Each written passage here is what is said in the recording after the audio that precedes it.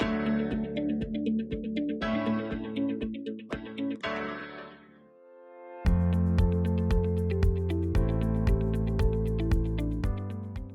students, today we are going to have a musical session because today we are going to talk about poetry.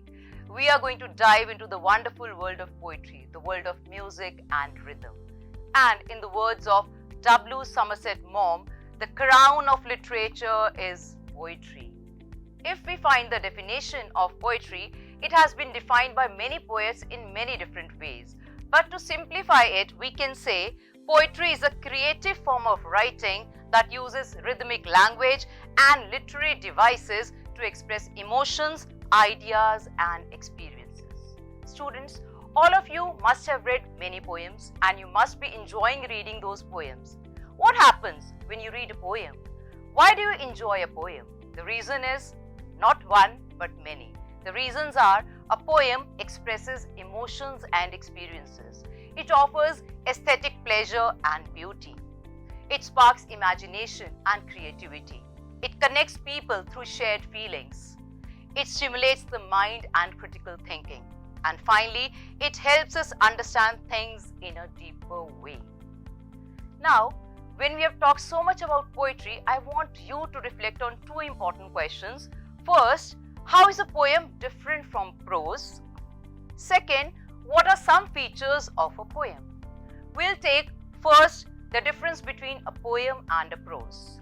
Let's see the differences first. Poems often have a distinct structure with lines and stanzas and may utilize rhyme, rhythm and meter.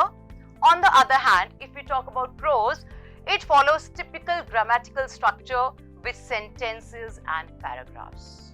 And the second important feature is that poetry uses more elevated language, rich in imagery, metaphors, and symbolism. It aims to evoke emotions and create vivid sensory experiences. On the other hand, if we talk about prose, it uses direct language and narrative styles, focusing on conveying information or telling a story in a clear and direct manner. To summarize, if we talk about poetry, it has depth, it is deeper in meaning, whereas prose is more direct and straightforward. Now students, let's analyze the features of a poem. Let's talk about the structure of a poem first. In structure, first we have line. What is a line? A line is a row of words in a poem. It need not be a complete sentence but should simply fit within the same row. Second feature of the structure, we have stanza. A group of a few lines placed together make up a stanza. Now let's find out the number of lines and the number of stanzas in this given poem. Dust of Snow by Robert Frost. The way a crow shook down on me the dust of snow from a hemlock tree has given my heart a change of mood and saved some part of a day I had due. Now students, if we look at this poem, we have a total of 8 lines and 2 stanzas. Each stanza has 4 lines. So this is the basic structure of this poem, 8 lines and 2 stanzas. Now students, will focus on the second feature of a poem, that is the subject and purpose of a poem. What is the subject and what is the purpose? Every poem is based on a particular topic. This is called the subject of a poem, or at times we may refer to as the central idea of the poem. The poem that we have read earlier, Dust of Snow, the central idea or the subject of that poem is healing power of nature. Also, apart from the subject, poets also pen down poems with a specific purpose in mind. A text can have different purposes. A poet may write a certain poem to persuade or even to entertain, even to express his feelings. So the purpose may differ from poet to poet. Now students, we are going to analyze the poem The Violet by Jane Taylor and find out the subject and purpose of that given poem.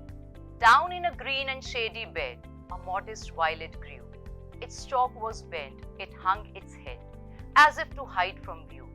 Yet there it was content to bloom in modest tints arrayed, and there diffuse its sweet perfume within the silent shade. And yet it was a lovely flower, it its colors bright and fair, it might have graced a rosy bower, instead of hiding there. Then let me to the valley go, this pretty flower to see, that I may also learn to grow in sweet humility. Now students, let's explore the subject of this poem, The Violet. The Violet by this poet Jane Taylor explores the theme of humility and modesty in contrast to grandeur and ostentation. Also, the flower is unassuming, yet it exudes a quiet elegance that captivates the observer. So this is a central idea of this poem, The Violet by Jane Taylor. Now, we have second question for you. Which lines from the poem display the humility of the poet?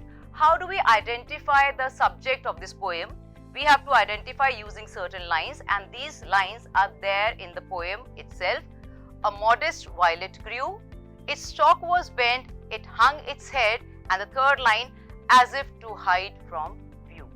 So students, today we have discussed poetry, its features, how poetry is different from prose, and also how to identify the subject and purpose of a given poem.